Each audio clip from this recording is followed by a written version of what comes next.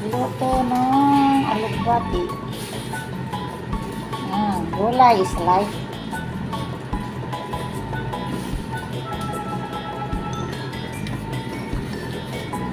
Dati wala pang nakikita ganito. Bagong dating ako.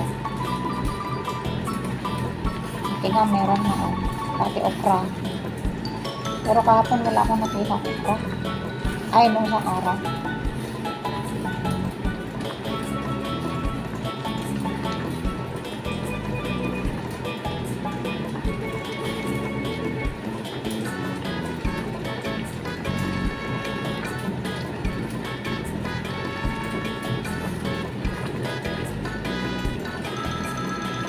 Okay na siya, pero yung alaga ko kasi kailangan mo medyo malambot.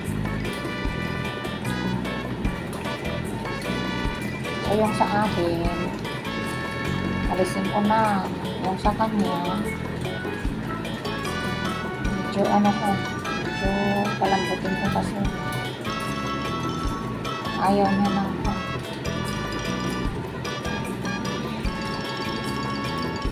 Mas marami yan sa akin. Ito sa kanya.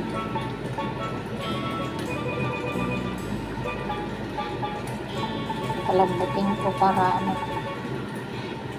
tapos guntingin ko ng para hindi mahaba kasi hindi siya di kaya natin na normal. Siyempre iba. Mag-blender ako kanon. Mag-blender kasi ako ng grapes tsaka fresh milk niya para sa kanya.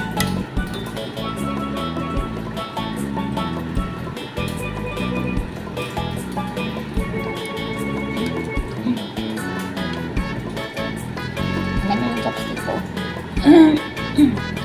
Eh, lola pa ito noon. Akala ko marami dyan sa wala naman na.